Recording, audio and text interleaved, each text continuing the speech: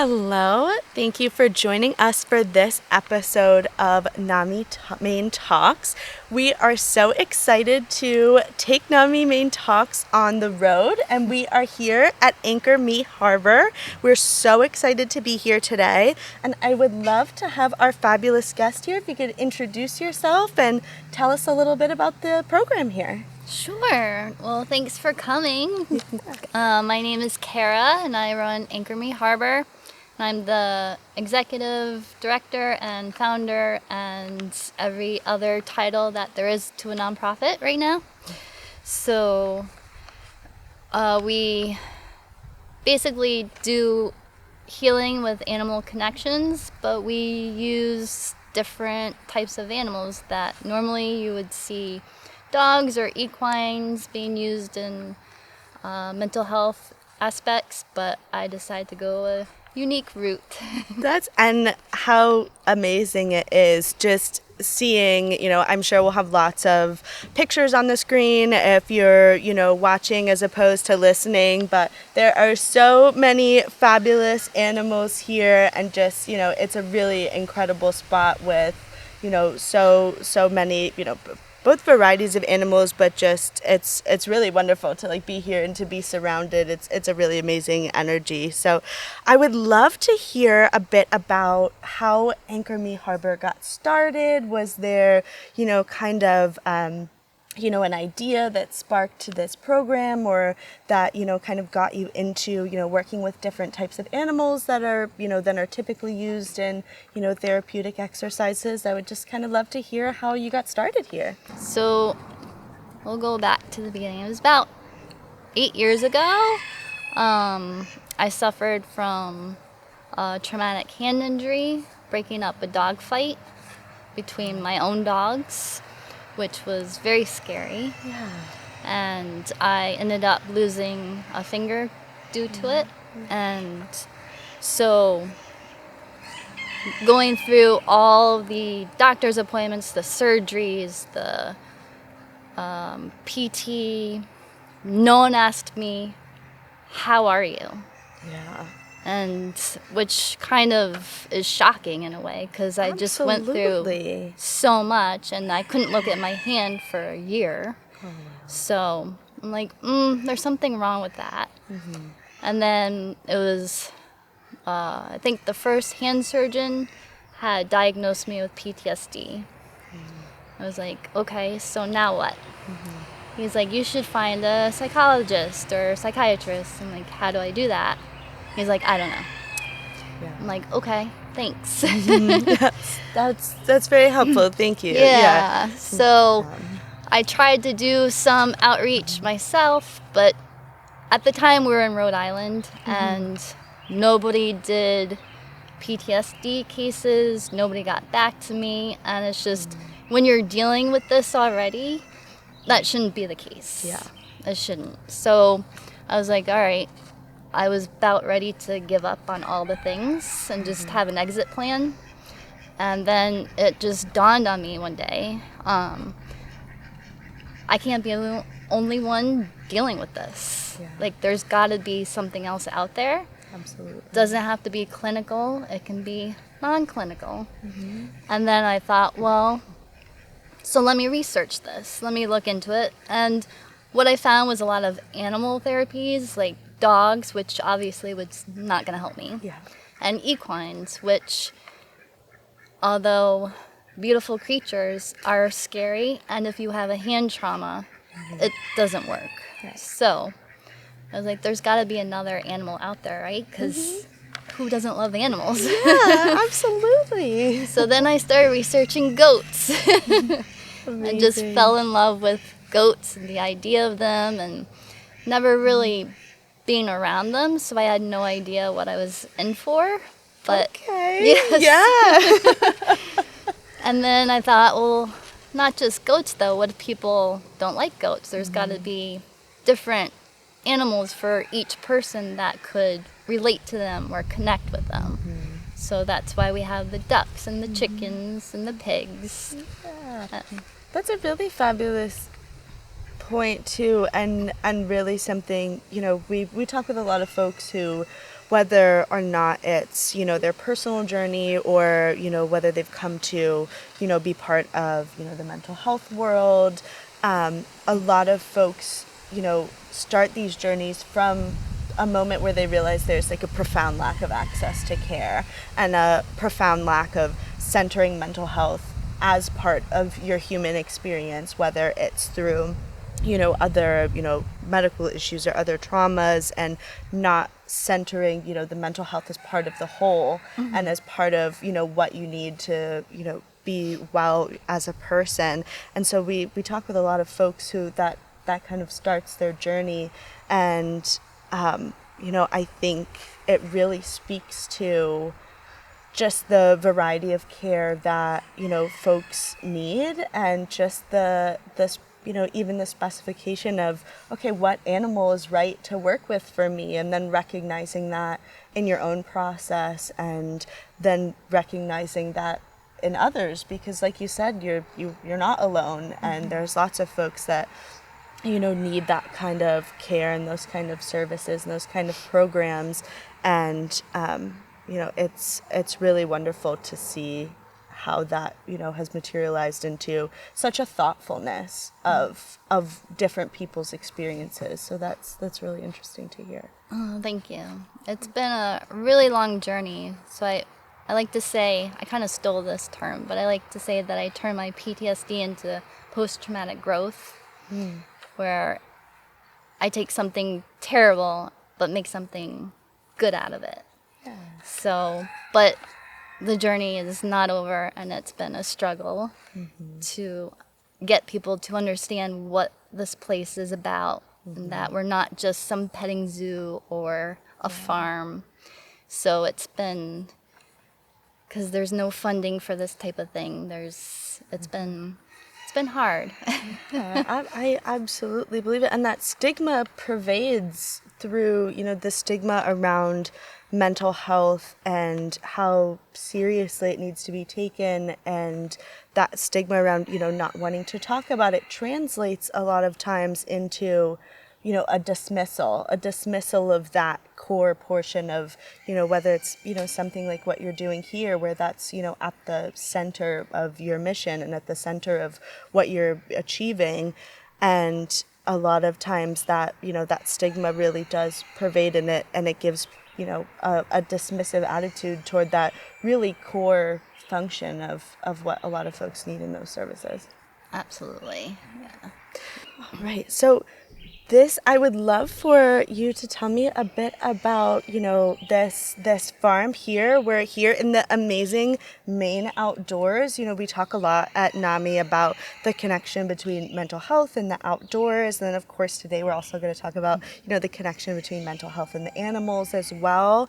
If you would, tell us a little bit about, how you came to this place in Maine, how, where you are, tell us a little bit about, this space and kind of how you've set up this space here, and, that kind of connection to the farm itself and the outdoors. Sure. So we were in Rhode Island, and that was the worst place to be. So my husband was able to transfer offices, because at the time he was working in Boston, so he was commuting, that's the word. Commuting, which was like an hour and a half. Oh, wow. One way. That is a lot. It's a lot. So he was never home, and it was very upsetting. And so his office also had a place in Connecticut. So we started looking in Connecticut. We sold the Rhode Island house, but we needed a place with land. So I was going to do that there. Do this here. Do this there. Yep. So, but the houses in Connecticut were so run down, and our budget didn't go very far. All right. So I would love to hear a bit about how you, came to this space, and you have this really amazing space here, in Maine, and you have this journey where you created this space over the last number of years. So I'd love to hear a bit about how we ended up here on this farm in the Maine outdoors. Sure. So we didn't set the goal for Maine in the beginning. My husband was working in Boston, but we needed out of Rhode Island. So his job at the time had an office in Connecticut, so we were going to move to Connecticut and start it there. And we sold our house, and we're staying with my parents for a couple of weeks until we could get the house sorted. But then the inspection, always get an inspection when you do a house. Yep. Yeah, so we had to back out of that. Okay. And then COVID hit. Oh, wow. Yeah, so we... talk about just turning the test table gosh. right over. Yeah, it's like, forget it now. So my husband's job went fully remote at that time. But we were stuck with my parents for about 6 months. It was a long time.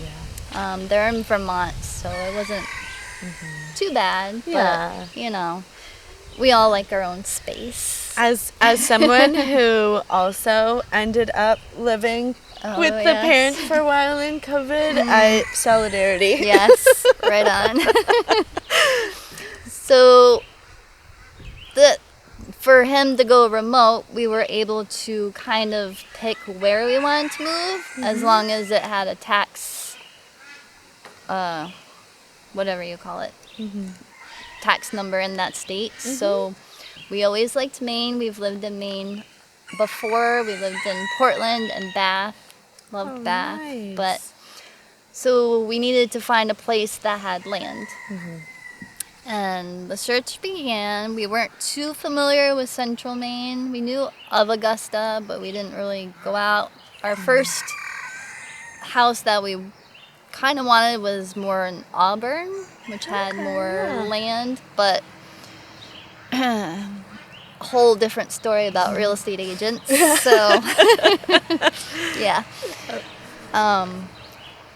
So then we saw this one, and it was somewhat in our price range. That was the hardest part, finding land with a decent house, and because it needed a closed-off kitchen, because I also ran a gluten-free bakery. Oh, wow. Yeah. So that's hard to find these days. Everything's open concept. Yep. Yeah, as I dropped, sorry. So we found this, and then we found a real estate agent to come look at it because we couldn't get here to look at it. So we did the scariest thing and bought it sight unseen. Oh, wow. Yeah. I mean, we're here right now. It's beautiful. I love that it worked out. That's very brave of you. I was like, never do that, never. Yeah. This is not an advice pod. No, but So luckily it worked out, and we have about 7 acres here, and as soon as we got in, we just started rolling. We started putting up fence, and our first critters came the summer after, or the spring after, I should say. And we got the ducks and chickens first, because that's kind of the gateway drug. And then it just kind of took off from there. And then the goats came, and the pigs didn't come until 2 years ago. Oh, wow. But it's been growing ever since, and it's sort of taken on a different path where we've gotten a lot of calls about rescue animals, and although we're not trying to be a sanctuary, there are circumstances where we have taken in, because just as people need help and healing, so do the animals. Of course. So, yeah, that's kind of how we got here. Amazing. So thank you for sharing that. I would love to hear a bit about just the kind of connection to the animals, and as you move through, this journey, and how they, kind of came, in installments almost, where they, became part of the overall ecosystem here. I would love to hear a bit about how working with animals specifically really, grounds your work in mental health. And, I can't think of a more articulate way to ask it than just like, what makes animals so magical? They're incredible. And, we, see lots of different, programs where animals are part of people's mental health journeys and things like that. But I would just love to hear a bit from your perspective, how you feel, kind of the magic of animals themselves fits into this equation. Sure. It was a tough go. I know for my own journey, having a purpose every day to get up and having to be somewhere because someone else counted on me made it worth doing. Yeah. And that's still true to this day, because otherwise I'd probably just stay in bed and say, no, not today. But you don't get to have a day off or a vacation. Yeah. Like, it's a full commitment. And the animals, they count on you for everything. Yeah. Like, it's not, go feed yourself or take care of yourself. Yeah. And we have gotten a lot of disabled animals that need extra care, which is time consuming and brutal. But in the beginning, it was hard because people just looked at us as a farm or a petting zoo. And I thought, well, now I have to get some credentials because I know first year was like, all right, we'll just have fun trying to figure out what we're doing, because running a nonprofit, everyone wants to give you advice, but none of it's really good. So I was like, all right, I don't know what I'm doing, but let me just focus on what I need to do. So I went back to school and got my MHRTC and did the peer support specialist program at the same time. Wow. And now I'm working on a BHP. Amazing. And considering either grad school for social work or the substance use disorder certificate program. So that's amazing. I'm trying to get some actual credentials because people look at me and they're like, you're nobody, you're just, the reason why I hate the word farm, and I'm kind of like all over the place right now, I'm sorry. That's all right.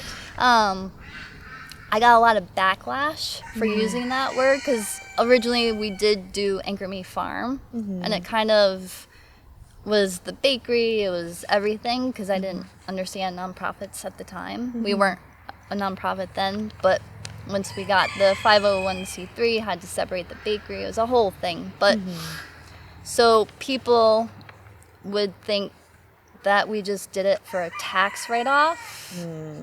But we don't produce anything here. We're not our agricultural farm. We do not sell the animals. We don't raise them for anything. I mean, it's the ducks and chickens do eggs. That's just what they do. We can't stop that. So obviously we sell that to try to bring in income. But so it's been a lot of issues with that and trying to prove that these animals, because just as mental health has a stigma, these animals have a stereotype. Yeah. So and people will laugh, oh, they're just livestock, or they're always, you should go to the fair. I'm like, that's not really our crowd. Yeah. You don't bring your therapy dog to wherever you would not bring them, but it's hard for an example, but I definitely, and it's unfortunate, and the way that I think a lot of people have probably had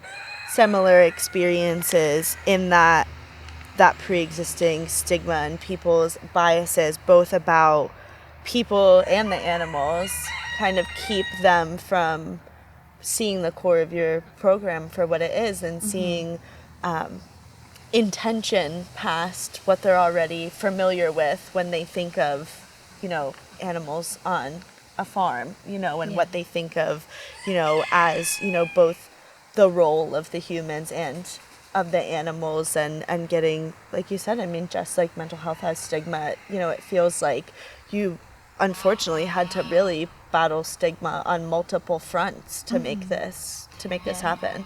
I'm still doing that. I think we're Yeah. starting to break through. Like, I'm starting to connect with the right groups, right people. Word is starting to get out. And that these animals are different. They're not your typical. You go to any other farm and the goats will be standoffish or whatever. These goats, they want to be with you. And there's proof in the photos and videos of them coming up to you. They read moods. And that's one of my goals, to prove that these animals actually can help. Yes, absolutely. And I mean, you are just on just a fabulous path to doing that. I mean, even just walking in here, you know, especially for folks that are listening, truly the happiest greeting I think I've ever had at work was the goats and pigs greeting us first upon arrival.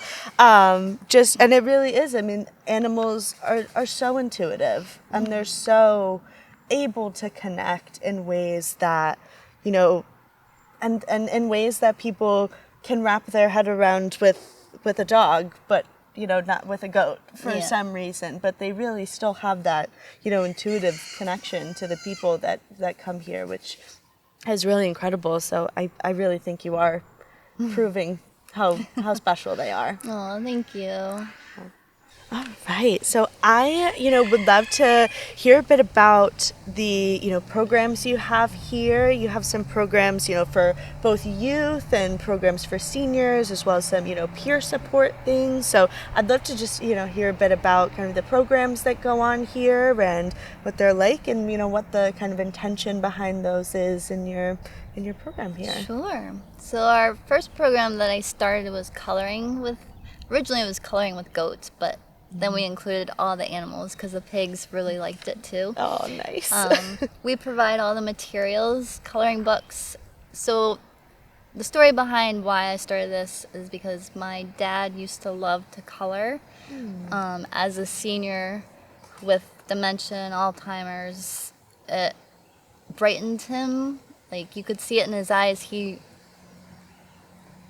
had a passion for coloring and drawing, and he was good at everything he did. He liked those intricate coloring books. Yeah. I forget what they're called, but so I based the program off of him, and we provide the coloring materials. I've learned this year, because normally we just hand out books and have the stuff, but the books tend to get destroyed by the goats because they really want to help so badly. Yeah, they really have to make their mark on the art. Yes. So now we have nice clipboards, and we provide the crayons, colored pencils, markers, whatever anyone wants. And it's not just for kids. People believe that coloring, it's just a kid's thing, but it's not. It's proven to help with your mood, your mental health, and it puts you in the present. Like, it makes you focus on something other than the outside world. Yeah. So I'm hoping it'll take off again. It's been slow this year. Yeah, well, that's absolutely, I mean, I, as someone who loves to color myself, absolutely, I think it's so great to have activities, not just to kind of manage both, you know, mentally, but also I always find something to do with my hands is always very, you know, soothing to me. It's always very regulating to me. So I think, you know, combining that aspect of something that, like, we do know works and we do know makes you feel better and is good for your mental health with what you have here with the animals, that's really awesome. Yeah. The animals, sometimes people might get a little frustrated because the goats really like to get involved, and they'll jump up on the tables and they'll chew up your paper. They'll take your pencils. Like, it's fun though, and people always leave smiling, and that's what it's all about, I think. Yeah, you can't help it. And I mean, and if you don't want a goat to jump up and chew up your coloring page, then you can color at home. Yeah. But, I think it's definitely got to be worth it. It's got to be worth it. You walk away with a goat assisted masterpiece and, and a smile, and having, been outside with some cool critters, that rocks. Or if kids want to bring their homework and say, "Oh, the goat ate my homework," that's okay too. There you go. This is the place that works. Yes. you can actually get away with that here. And then I saw as well you have a program, Coffee with Animals for Seniors. That's really incredible. I love seeing programs in the community geared towards seniors and social connection and things like that. So I would love to hear a bit about how that came about or what that's like. Yeah. So I changed the name to Cup and Chat because I needed something clever, but it took a while to figure it out. But I think that one works. Nice. I like it. Yeah. But I know seniors, they suffer from isolation and depression, and people think, well, it's just their age. It's like, they just don't have a purpose. They need to be able to go somewhere and do something and be active in the community, and that will help their overall health, not just their mental health, but their physical health, doing something. Yeah. So I created this program where the guests can come and have a cup of coffee or tea, whatever they'd like, and just sit and chat with other people or myself or animals, and it just gives them, something different to look forward to during the day. An opportunity for connection and it really, especially being, whether it's in central Maine or northern Maine, a lot of places where there's a lot of rural folks, and folks who, and especially through and post-COVID, dealing with, isolation and separation from community and others. So it's really, really incredible to have opportunities for things like this where, it's more exciting than, I think at least, just meeting at a coffee shop with your friends and things like that. It's great to be able to, incorporate things that you're not usually going to, have access to, especially if you don't know anyone that lives on a farm or, you don't have, access to programs like this where, you're able to come and be around these therapeutic animals, but also do it in a way that you're doing something that's perfectly, accessible, drinking a cup of coffee. It's casual, it's social. That's really awesome. Yeah. Part of the problem, though, is that transportation is really lacking in this state. Yeah. And I know because I can't drive, I don't drive. So one of my goals for the future, if I can ever find funding, is to take some of these programs on the road and bring some of the animals to the people. Yeah. Just like case managers have to go to each person. We'd go to senior assisted living or veterans homes and things like that, and I think that would be a good part of creating a That's really cool. community thing. Yeah, and it really is the lack of transportation is so difficult for so many people. I mean, I've even had friends, visit from out of state and they come here and they're like, oh, well, I just kind of expected that there would be, public transportation. And like, that is not the case, and it really is. It's limiting for folks. It's limiting for what, people have access to, and that can make things really different. So I would absolutely, love to see in the future that I'm sure that these folks here would make fabulous traveling companions. Probably not all of them, No, but yeah. probably not. We have a few special ones that can go off site. Yeah. I would love to hear, how folks are able to, get involved with when you're, talking with folks and they're interested about learning more or coming and being part of a program or coming to visit, what's the best way for folks to get involved with Anchor Me Harbor? They can always email me, which is info@anchormeharbor.org. You can head to the website. There's a lot of information on there. It needs to be updated, but you get what you pay for. And Facebook, I'm very active on the social media. Great. So we do Facebook, Instagram, TikTok, Substack, all of the things. Yeah. And we're always looking for people to come to the programs or to even volunteer. We're pretty much an open book, so need all the help.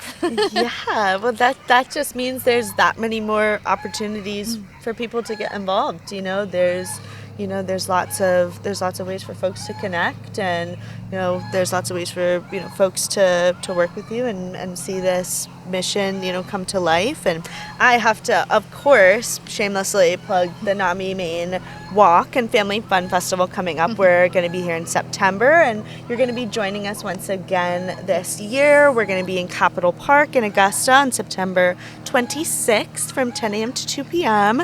And our friends from Anchor Me Harbor will be there. You can talk to them, learn more about the program. We're going to have lots of other folks from different social service organizations, community programs. So that's also a great opportunity to, reach out, connect, and, come visit, have a chat, and see if you're ready to come color with some goats, Yes. It'll be fun. I'm excited. Yeah, it's going to be awesome. All right, so I always have to ask people, I can't help myself, if you just had all the money and support and funding in the world and you could do whatever you wanted and the sky was the limit, where would this dream go? Like where would this be in the future if you took it wherever with the most impact, whatever you'd like to do? Where's that dream?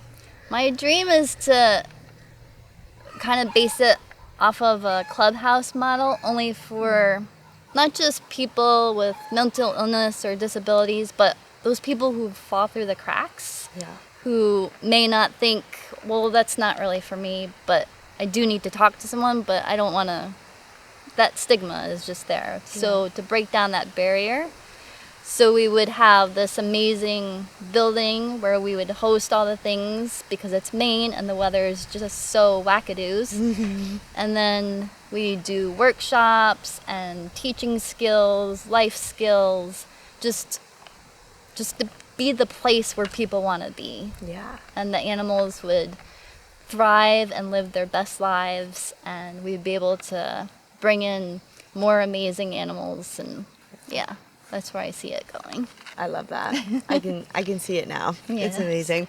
This has been such a wonderful conversation. It has been so fabulous to hear your perspective on, working through stigma and working through, the different challenges, and your mindfulness about working with folks who have not been served by the current system, whether it's our medical system or mental health systems, and the folks that do fall through the cracks and the folks that need help, that need the last thing that those folks need when they need support is to have 10 barriers to get to it, if it even exists. That's and unfortunately that's the case in so many instances, and it's just been so incredible to hear about what you've been able to create here and how you've been able to center that perspective and really, really work hard to make people feel like they're not alone. And that's really incredible. So thank